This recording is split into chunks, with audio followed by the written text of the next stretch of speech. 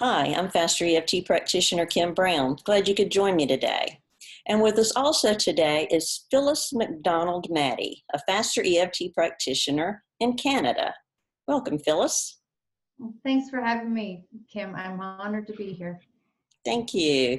Phyllis, tell us about your Faster EFT journey. You were very sick prior to discovering Faster EFT and Yes, were basically confined to your home, weren't you?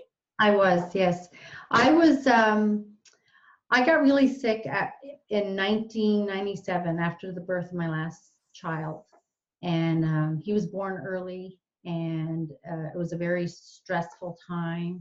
I ended up with an emergency hysterectomy after he was born. I hemorrhaged really bad. That process was huge. And once I woke up from that surgery, it was like every part of my body hurt.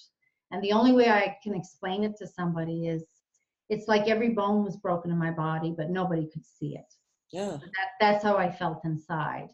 I was 32. I wasn't ready to stop having children. That was another issue. And so, being a mother, being a nurse, I still had a little toddler as well. He was just 17 months old. So you go back to being, once I recovered from the surgery part of it, I also developed like an irritable bowel syndrome. I had trouble with like getting infections and all this stuff. But the pain that was in my body was incredible. Even if a shirt touched my shoulder or my body, it would hurt. Everything hurt. And so anyway, I didn't talk to anybody about it because I was trained. Now I've realized I learned very young not to talk about how I felt unless it was good. Oh. So that was a program that was running with me at the time, and I didn't know that. So we fast forward to 2011. I had been still working as a registered nurse, raising my kids, being a housewife, but I was struggling. All my days off from work, I was either at a chiropractor's office, naturopathic medicine, Chinese medicine, you name it, I did it. I went to pain clinics, I did everything. So in 2011, I was starting to get so exhausted, I wasn't sleeping. There was anxiety. My cognitive ability was starting to be affected, and I was noticing that, especially at work. I would go to write a doctor's order down, and I would have to look 3 or 4 times to make sure I had it correct. So even though I had all these red flags telling me, Phil, take time off from work, like I was exhausted. I was always on antibiotics. I was in pain from head to toe. The thing that got me was, wow, what if I hurt somebody else here? So the cognitive piece is what really got me. So I decided to take a couple months off work and thought I'd be okay. So that couple months led to 4 years. And I never did go back to nursing. I left work in 2011, and just the fact of leaving my job, the isolation, I was grieving that, I found. And then I spent a period of about a year or more where I was bedridden. I could not, my fatigue was so bad that I could not, getting up to go to the bathroom and back to my bed was more than I could handle. Taking a shower, sometimes I would crawl back on the floor to my bed. That's how bad it was. So my husband worked away a fair bit at this time because, with his job, that's the only thing we could do is he had to work. So he worked away, and that was very hard on both of us. I tried everything. I grew wheatgrass in my kitchen. I juiced. I went to pain clinics and had xylocaine injected into my veins. Like when I think back on it now, like the desperation of just wanting to feel good in my body and to be healthy again and be back to doing what I love, which was nursing and helping people. So I just got worse and worse. There were periods where I could not tolerate sunlight or sound. I would just lay in a dark room day after day after day. I could do some things. If, say, I cooked a couple meals one day, I'd be in bed for 3 days. And that's how my life went. I was lucky enough to have a housekeeper that would come, and she would do the cleaning. So that was a big help. So in 2014, I became very depressed. I wanted to die. I couldn't see myself going on living that way. I developed a multi-chemical sensitivity, which I thought I had the worst of the worst of the worst with the fibromyalgia. But the multi-chemical sensitivity made my world so small. I remember the first time I realized that scents were bothering me. I had to strip my entire bed, and we ended up going all scent free. But I couldn't tolerate being around someone, even if they wore like a scented deodorant.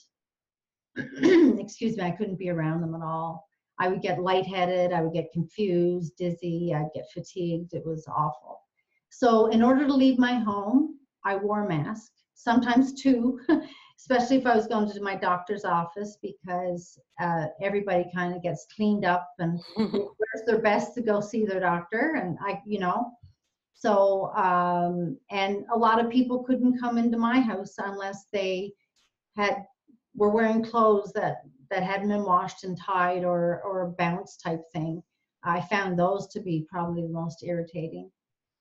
So it was in the fall of 2014. After living that way for 4 years, I was severely depressed. I was scared of people in a way. I was in this little bubble. I lived in my world where everything was clean. There were no toxic chemicals. We went all organic and just used everything natural. But I just got sicker and sicker and more depressed and more sad. And each day I woke up, it's like, not again. I have to wake up and go through this again. So I remember searching for something, and I was always really good at reading and articles, and I was never one to go on YouTube very much. So I remember my husband was in Australia, and I decided, I thought, I'm going to go YouTube and search some stuff. And so I put in MCS, anxiety, depression, fibromyalgia, and a list of things came up. But in the middle of this list, I can still see it was faster EFT. And I thought, what the hell does that mean? So I went in and I watched some of Robert's videos, and I initially was like, once I started listening to him, I was like, what do you mean I'm doing this to myself? Why would any person on this earth want to do this to themselves? But once I realized that he was talking about our subconscious mind and how it has recorded everything, but we have power. We have power inside of us that we can take control. And I started tapping. So that was the beginning for me with Fast EFT. And what did you find was the big difference? Here you'd been to all these doctors, you had tried all these remedies, and you may have had some success or results from them, but Faster EFT was different. How? When I went to see all the doctors, and there were many, I had like charts this high up, it was awful. They told me it was just something I was going to have to live with.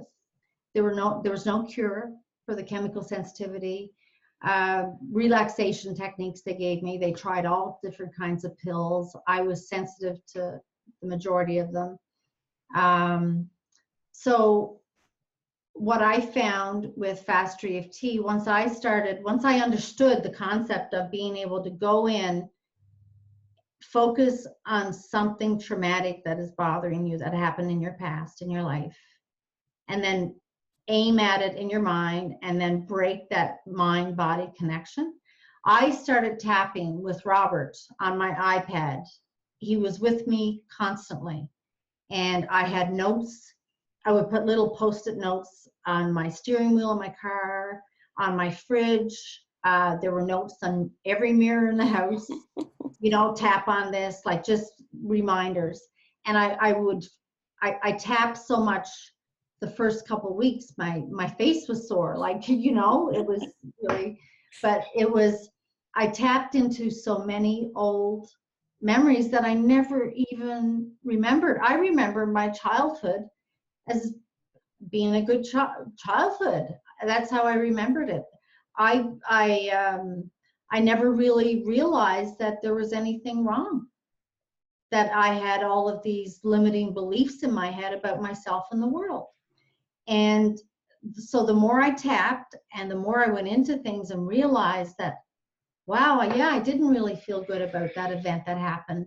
Because I think over time, my childhood was wonderful. My parents were wonderful. I couldn't ask for better parents, and people I love the community where I came from. But the thing is what I remember that affected me the most, it was fear-based. It was, there was a lot of, I think there were 7 churches in a town of 1,000 people. So it was all this fire and brimstone, going to hell. You had to be such a good little girl. And we were the handful of Roman Catholics in the community, and we were the sinners. And so it was all very fear-based for me as a child. And I didn't know that it wasn't okay or it wasn't real. So my biggest challenge was realizing that none of this was really true, that life is good, that, it's, so being able to tap into those emotions and go to those events and change them, where I can talk about them now and I'm not a puddle or a mess. So that was the big thing for me, was that I was able to go in, make my list of events that bothered me, and Kim, within a couple weeks of tapping, and this is diligent, consistent tapping, I was a different woman. I went from months of every time my husband and I Skyped or talked to each other, because he was away in Australia, of me just crying the entire time and wanting to throw the iPad away or whatever, to, oh, I can't wait for you to come home so you can just see how good it is, and all this. It was just such a change. It was incredible. So my depression lifted. As I tapped more into past memories, and it wasn't all childhood, there were adult issues as well, and there were things that happened in my adult life. And as I went into everything and tapped on them and changed how my subconscious held them, I healed. The depression lifted, my energy improved, my pain was gone. I can remember the first time I started going outside for a walk. It was like I'd poke my nose outside my door, because before I couldn't even walk outside, because even the vents of washers and dryers, like the dryer vents, would all be bounced, or some kind of fabric softener, or some kind of major scent. So I went from that person, like I started poking my nose out the door, and then finally I'd go pick away, and I'd go 10 minutes down, 10 minutes back. That's 20 minutes. And then finally it was like I started hiking in December, and hiking like 5 kilometers at a time, and I felt great. With the multi-chemical sensitivity, I did not tap on chemicals, not once. I tapped on my fear of people, the fear of what people were bringing to me, how I felt about the multiple chemical sensitivity. Because people ask me that question all the time, well, what chemicals did you tap on? None. I tapped on my overreaction to life in general, is what I tapped on. And that had been a program for me for a long time as well. And I didn't know it was a program. I thought it was just the way I was. So the multiple chemical sensitivity, I remember the first time going to the grocery store without my mask. I pulled up, and I had 2 things on my list, and I knew exactly where they were in the store, so I planned it. And I went in, and I got both of them, and I was mentally tapping the entire time. And I got the 2 items, and I went to the quick express checkout. There was someone in front of me. I was doing fine. Looked at the clock. Okay, I'm doing good. And then someone came behind me, and then I thought, oh, I'm stuck.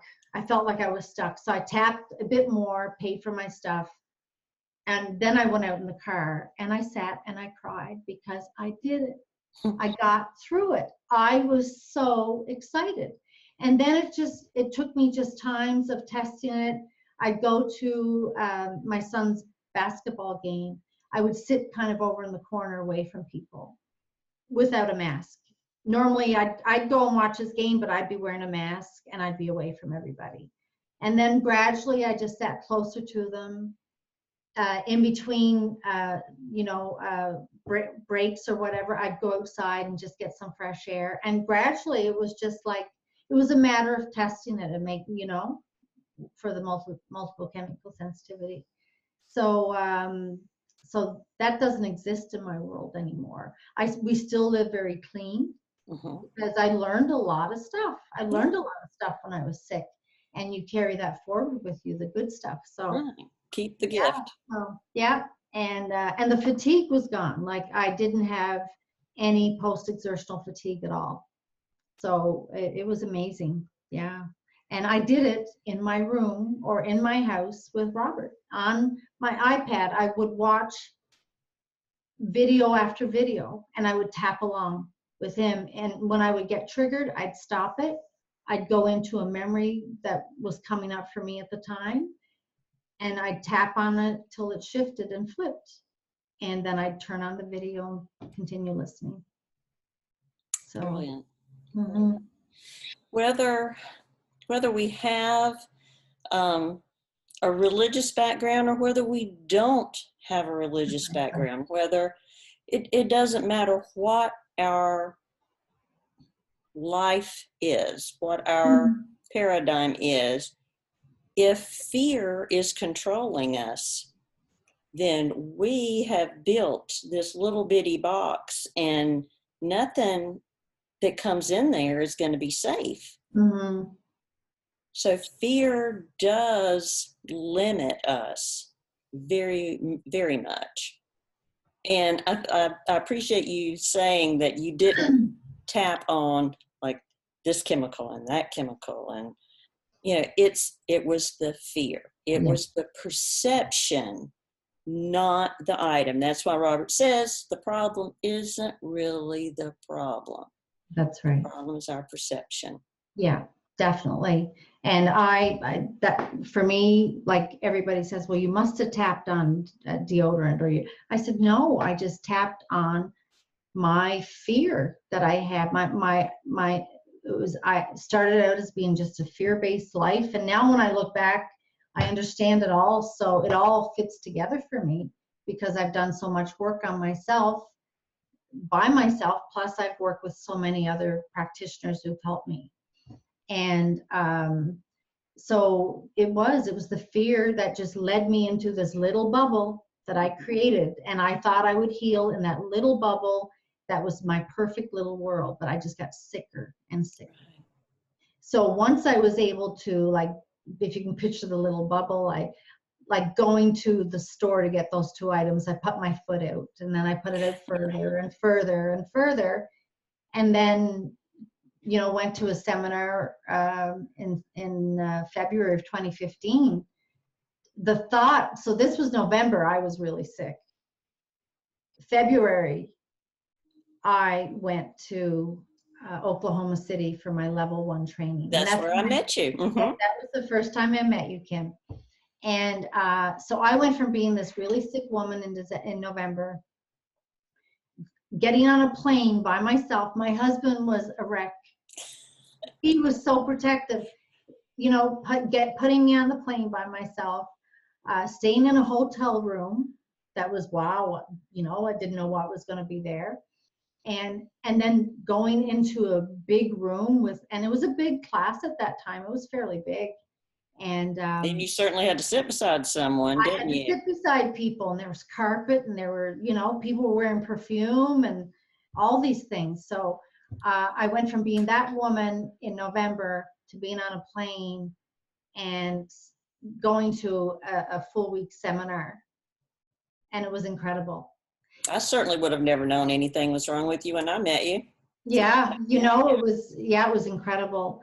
And also being there at the event, it was so good to see so many like-minded people, so many people searching for a better way.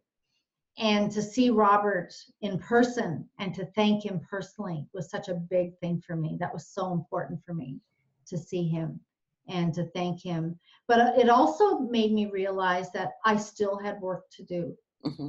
There were still a lot of triggers inside me. I was taking those layers of the onion off and slowly getting to the core. So when I came home, I continued to work on myself more. And I didn't go back to level 2 until last year.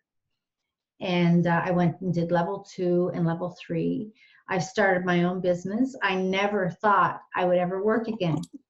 And now I'm working with people and helping them heal. And as I'm healing them, the exchange that takes place, it's incredible. You know, the feeling of helping someone heal something that has tortured them or tormented them all of their lives.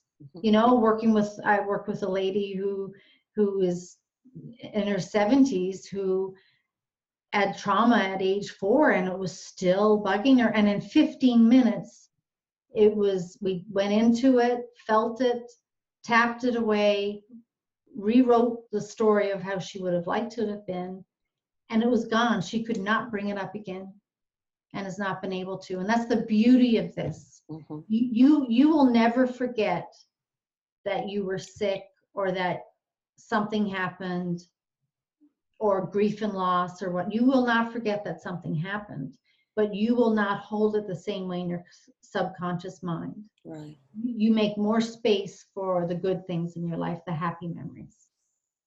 Right. Mm. So Phyllis, how are you going to bring Faster EFT to your community? What plans do you have?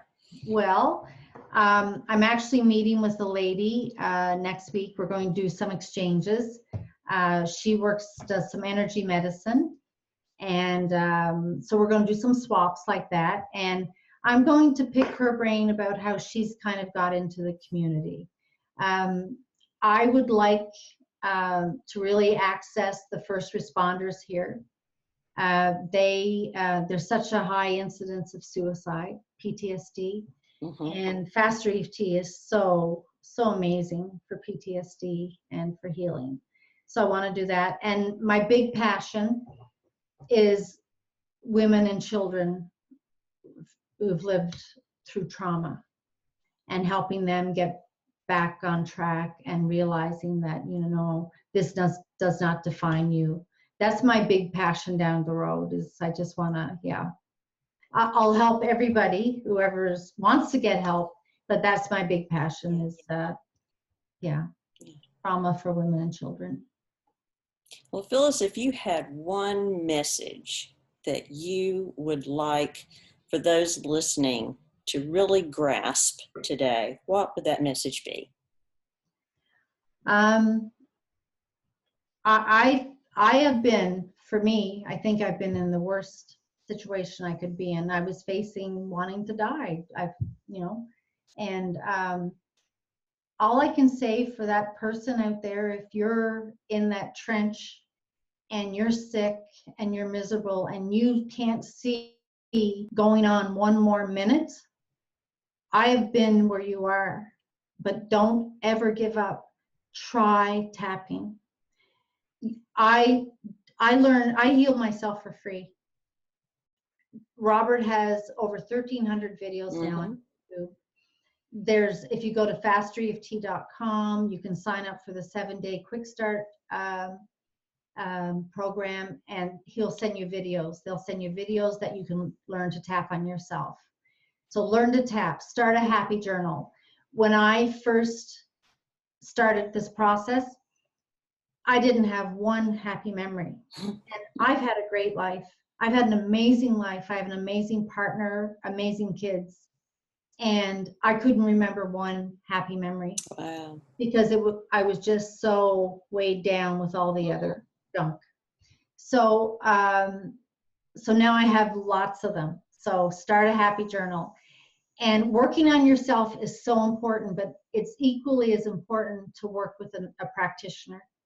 A practitioner can ask the questions and take you to places that you may be afraid to go, or that you just didn't feel there was a need to go. And it just might be just the jackpot.